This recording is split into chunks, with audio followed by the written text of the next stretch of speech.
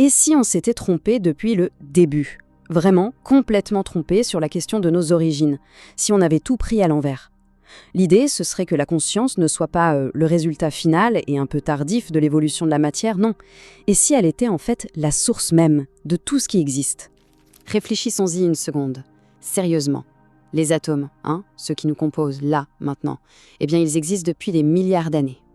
Mais avant la vie, bien avant qu'il y ait le moindre cerveau pour observer quoi que ce soit, qui ou quoi faisait l'expérience de tout ça, de ces atomes? C'est une question, waouh, qui vient vraiment bousculer les fondements même de notre vision du monde. Alors, pour essayer de répondre à cette question, qui est franchement vertigineuse, il y a des scientifiques, des philosophes qui avancent une idée radicale.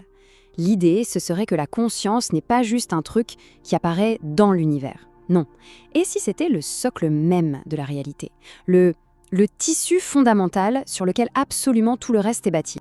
Alors ce concept porte un nom, la conscience non locale. L'idée de base, c'est que la conscience n'est pas du tout coincée à l'intérieur de nos têtes. Pas du tout. Imaginez plutôt un champ fondamental, interconnecté, qui dépasse complètement l'espace et le temps. Pensez à la gravité ou à l'électromagnétisme, eh bien ce serait un peu ça. Du coup, elle ne serait pas dans l'univers, elle serait l'univers. C'est une nuance énorme.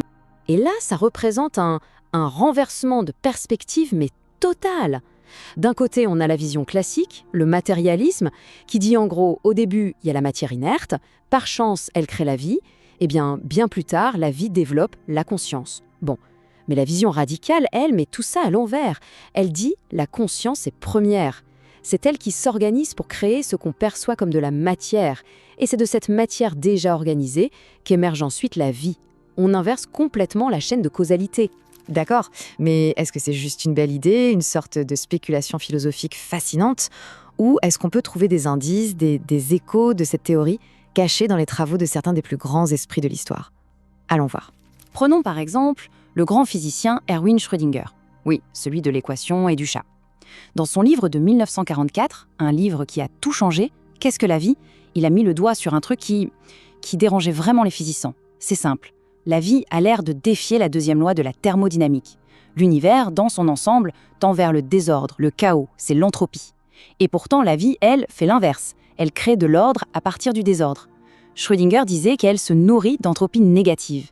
Et pour lui, ce n'était pas juste un détail, c'était un indice fondamental sur la nature de la vie.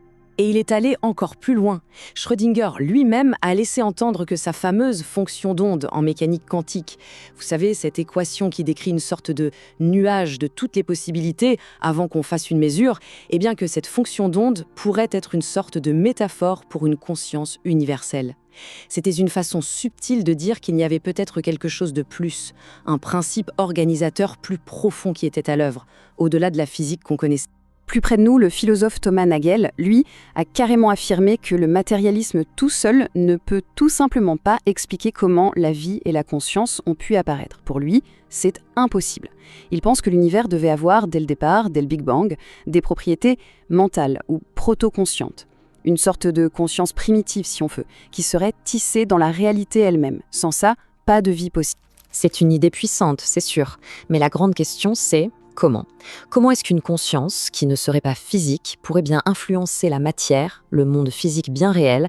Eh bien, la réponse se cache peut-être dans un domaine de la science qui est sans doute le plus bizarre de tous, la biologie quantique. On est en train de découvrir un truc de fou.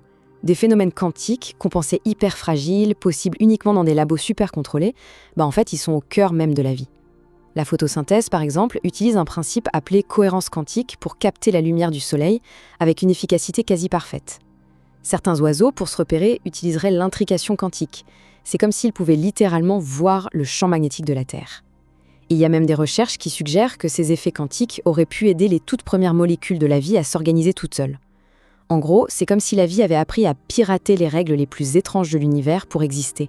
Et c'est là qu'on arrive au point crucial. La question est la suivante. Si ces règles quantiques, ces principes d'organisation un peu magiques, étaient déjà là, dans la soupe primordiale, alors est-ce qu'une conscience universelle non locale n'aurait pas pu être en quelque sorte le chef d'orchestre, celui qui a utilisé ces règles pour assembler la matière et créer la vie? Bon, alors, mettons tout ça bout à bout. On a le mystère des origines, les intuitions des grands penseurs, les indices de la biologie quantique. Si on rassemble toutes ces pièces du puzzle, à quoi pourrait ressembler cette conscience fondamentale? Attention, on s'apprête à essayer de décrire ce qui, par définition, est presque indescriptible. D'abord, elle serait fondamentale et irréductible. C'est-à-dire qu'on ne peut pas la décomposer en quelque chose de plus simple. Elle n'a pas de cause, parce qu'elle est la cause de tout le reste. Elle est tout simplement ce qui est. Le socle ultime de toute la réalité. Ensuite, elle serait sans frontières, infinie. Il faut l'imaginer comme un immense champ unifié, un océan de potentiel pur où toutes les possibilités existent en même temps. Et c'est de cet océan que tout ce qu'on connaît, l'espace, le temps, la matière, l'énergie, finirait par émerger, par se cristalliser. Et ça nous amène à l'implication ultime de tout ça. Et là, accrochez-vous parce que c'est peut-être la plus vertigineuse de toutes. Si la conscience est vraiment la source de tout, alors à quoi bon? Quel est le but de l'univers? Eh bien, la réponse, si on suit cette logique jusqu'au bout, est à la fois toute simple et d'une profondeur incroyable. La conscience pure, infinie, pour se connaître elle-même, se divise en une multitude d'expériences. Elle devient les étoiles, les planètes, les microbes, les êtres vivants complexes. Pourquoi? Pour faire l'expérience d'elle-même. Chaque galaxie, chaque brin d'herbe, chaque être vivant ne serait en fait qu'une facette, un point de vue unique à travers lequel cette grande conscience universelle s'expérimente, se découvre.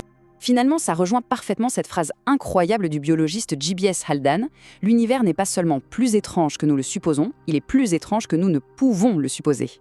Et si, au fond, la plus grande des découvertes n'était pas à chercher là-haut, dans les étoiles, mais plutôt ici, à l'intérieur, dans la nature même de la conscience qui est en train de les regarder?